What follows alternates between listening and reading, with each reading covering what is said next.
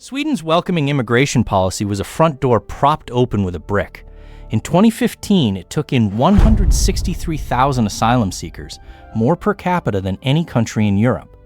Within months, that same government reversed course. ID checks went up at the border, family reunification tightened, and by 2024, Stockholm was paying migrants up to 350,000 kroner just to leave. Now, starting August 2026, anyone applying for a Swedish passport must prove they know the country, and soon, its language. So why is Europe's most open door now closing, brick by brick?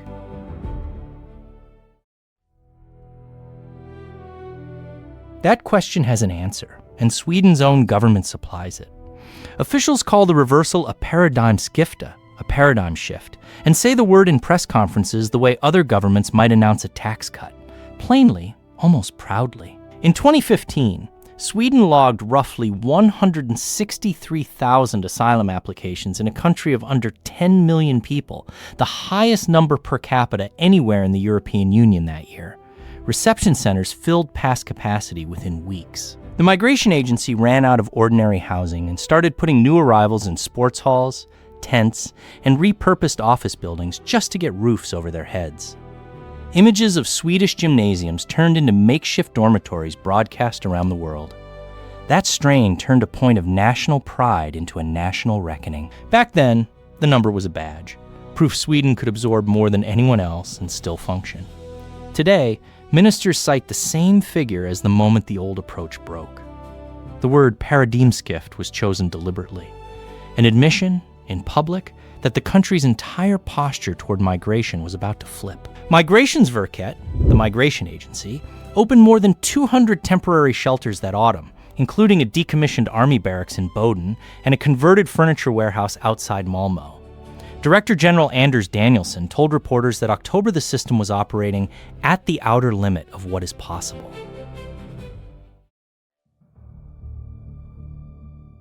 That flip did not happen because Sweden panicked in a single bad year. The openness took decades to build, brick by brick. Sweden's tradition of taking in refugees reached back further to Cold War-era resettlement of dissidents from Chile and Vietnam in the 1970s and guest worker programs that normalized large-scale immigration decades before 2015. In the 1990s, Sweden took in large numbers of refugees fleeing the wars that tore apart Yugoslavia, absorbing tens of thousands of Bosnians into towns that had never seen an asylum seeker before, largely without the political backlash that shook other parts of Europe.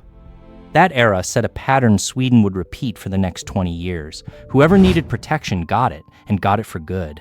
For years afterward, asylum seekers granted protection in Sweden received permanent residency almost automatically, telling newcomers they were staying.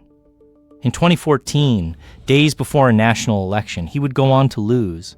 Prime Minister Fredrik Reinfeldt asked Swedes to open their hearts, öppna hjärtan, and make room for more refugees. It cost him politically, and he said it anyway. He was the sitting prime minister of a wealthy, cautious, consensus-driven country, telling his own people, on camera, to give more. That history stretched back to 1973, when Sweden took in thousands of Chileans fleeing Pinochet's coup. Between 1992 and 1995, Sweden absorbed roughly 100,000 refugees from the former Yugoslavia, most of them Bosnian. Reinfeldt delivered his öppna hjärtan appeal on August 12, 2014, 3 weeks before voters removed his coalition from office. That was the high watermark, and it lasted only until reality caught up with the rhetoric. Weeks after the 2015 wave crested, the same government that had opened its doors started nailing the frame shut. In November 2015, Sweden introduced identity checks on trains and buses crossing the Öresund Bridge from Denmark, the crossing that had stitched Malmö and Copenhagen into something close to one metropolitan labor market. Rail operators were fined if they let passengers board without valid identification, turning private conductors into de facto border guards overnight. Commuters who had never carried a passport across that bridge suddenly needed one every morning. Deputy Prime Minister Åsa Romson announced the new checks at a press conference and broke down in tears, unable to finish the sentence without her voice cracking. A moment that outlasted the policy itself in public memory. Prime Minister Stefan Löfven called it a breathing pause. Asylum applications fell sharply through 2016 and never came close to 2015 levels again. It never really ended.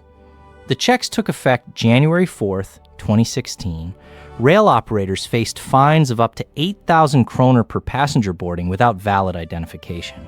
Roughly 20,000 people crossed the bridge daily for work, and many suddenly had to disembark at Copenhagen's Kastrup station for a manual ID check before reboarding, adding up to 30 minutes to the commute. Stopping new arrivals was only half of what changed. The next law rewrote what happened to people already inside the country. In 2016, Sweden passed a Temporary Aliens Act that flipped the default overnight. Temporary residence permits became the norm, permanent ones the rare exception. A 3-year permit sounds stable until you're the one living on it, unsure whether the country will let you stay past the renewal date. Family reunification tightened alongside it. Refugees now had to prove they could financially support relatives and house them before those relatives could join them, a bar many low-wage newcomers could not clear. Spouses waited abroad. Children grew up without a parent who was, on paper, already a legal resident of Sweden. The law did not deport anyone directly. It just made the gap between arriving and truly belonging much wider, leaving thousands of families standing on either side of it. The Riksdag passed the Temporary Aliens Act on June 21st, 2016, effective July 20th, 2016, originally set to sunset after 3 years before Parliament extended it twice more. The law also raised the reunification income requirement to roughly 8,800 kroner a month, a threshold the Swedish Red Cross estimated many newly arrived refugees working full-time still could not clear.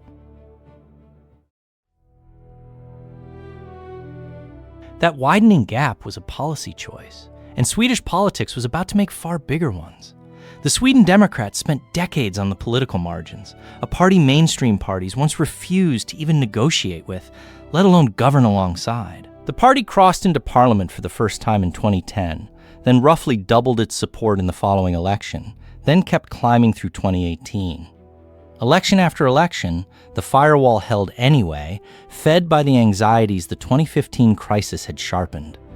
By 2022, the firewall broke. That year's election made the Sweden Democrats the second largest party in the Swedish parliament, too large for any coalition to keep pretending they didn't exist. That October, the governing parties signed the Tidö Agreement with the Sweden Democrats, a deal putting a hardline migration platform at the center of state policy in exchange for their support, without giving the party a single cabinet seat. That arrangement was the point. The Sweden Democrats got the policy without the scrutiny of holding a ministry, and the governing coalition got to enact an agenda well to the right of where it had campaigned. It had already set the terms from outside the room. The Sweden Democrats entered parliament in 2010 with 5.7% of the vote. By 2014, that had grown to 12.9%, and by 2018 to 17.6%. In 2022, the party won 20.5%, 73 seats, and the Tidö Agreement was signed that October at Tidö Castle outside Västerås. Those terms turned into a policy strange enough to make headlines, the state paying its own residents to leave. Sweden had offered a modest voluntary return grant for years, a token sum nobody organized their life around. The government multiplied it to as much as 350,000 kroner per adult, roughly $34,000, a sum critics called a going-away bonus dressed up as generosity. This wasn't aimed only at rejected asylum seekers with no legal path to remain. It reaches migrants who already hold Swedish residency, granted a legal right to stay indefinitely. Uptake has stayed modest. Most people the grant targets have built lives, jobs, and children's school enrollments that a lump sum doesn't easily undo. But the number was never about the uptake. It was a message, broadcast in kroner, about which direction the country wanted its population to move. Sweden was no longer just closing the door going forward. It was offering cash to walk back through it. The base return grant had sat near 10,000 kroner for an adult since 2007.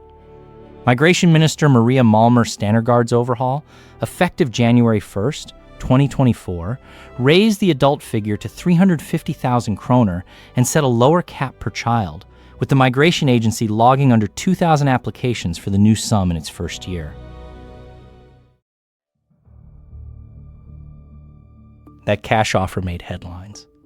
The underlying numbers told the deeper, quieter story. Asylum applications fell to around 12,000 in 2023, the lowest total since 1997, a year before the euro even existed. That is a drop of more than 90% from the 2015 peak, achieved in under a decade through a stack of individual policies that each looked incremental on its own. Net migration to Sweden approached zero for the first time in decades. Sweden's asylum system, which once processed some of the highest per capita claims in the world, now runs with spare capacity it hasn't seen in a generation. Economists and demographers argue over what that means for an aging workforce that has relied on immigration to fill jobs. Politicians who campaigned on exactly this outcome call it proof the paradigm shift worked. Both things can be true at once. The most open door in Europe had, in less than 10 years, become one of the most cautious doors on the continent. The 1997 total, for comparison, was roughly 9,600 applications in a country whose population has grown by nearly 2 million since then. The Swedish Public Employment Service estimated in 2023 that the slowdown would leave elder care and construction short tens of thousands of workers by 2030.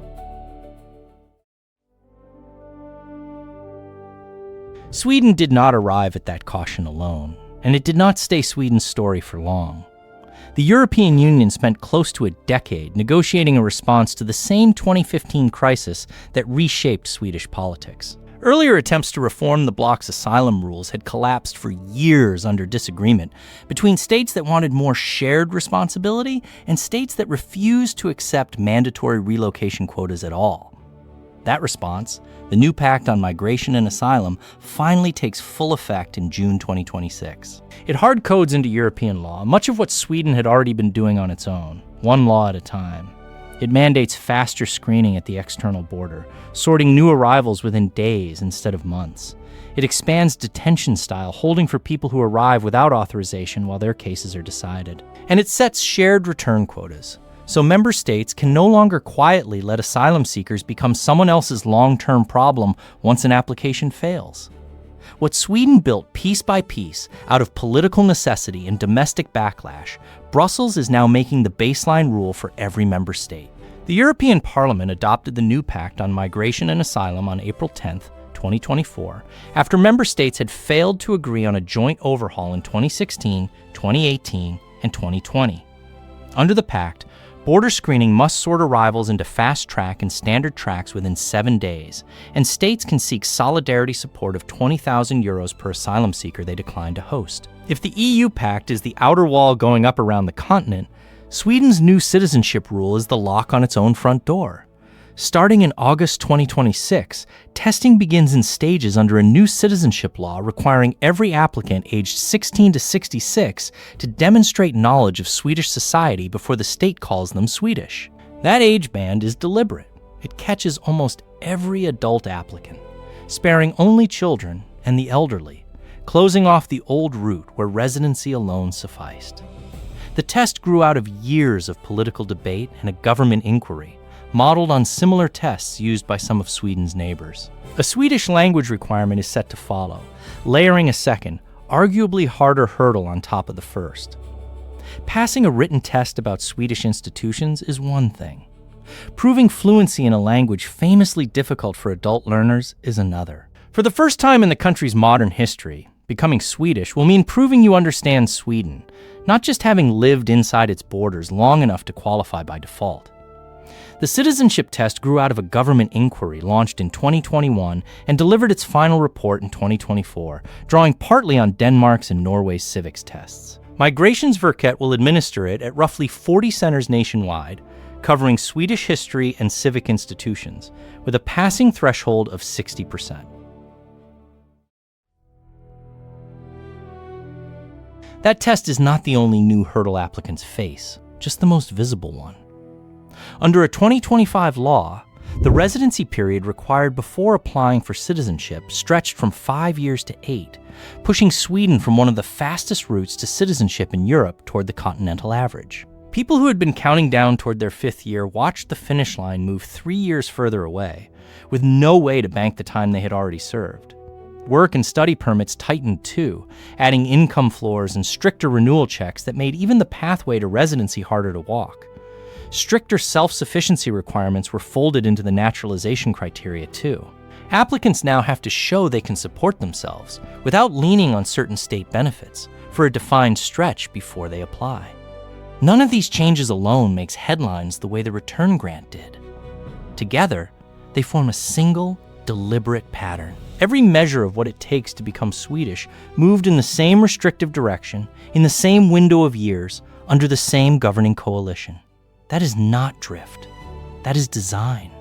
The 2025 law passed the Riksdag in April and took effect June 1st, 2025. Under the old rule, someone who arrived in 2018 could apply in 2023. Under the new rule, that same person must now wait until 2026. Add all of it up, and the message stops being subtle. The lock now has more pins, and every one of them takes longer to turn. Government officials describe the new sequencing plainly, almost as a slogan. Integration has to come before citizenship, not after it. For decades, Sweden ran the opposite experiment. It handed out belonging first, granted status and a path to permanence early, and trusted that integration would follow. Now the passport sits at the end of the process, the reward for having already proven yourself, rather than the head start that was supposed to make proving yourself possible. Whether that new order produces better integration, or simply makes the path narrower for people who might have succeeded under the old one, is the argument Swedish politics is having right now, in parliament and in the press, with no consensus in sight.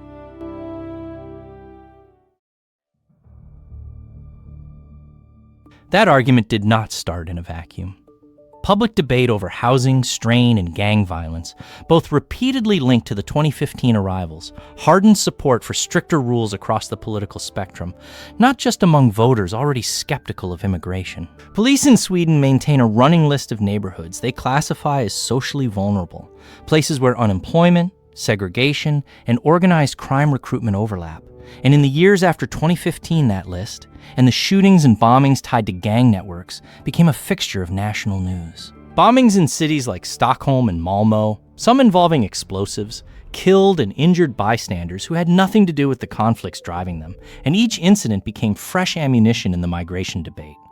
Whether migration policy caused that violence is contested by researchers who point to decades of housing segregation and labor market exclusion that predate 2015. It was politically potent regardless.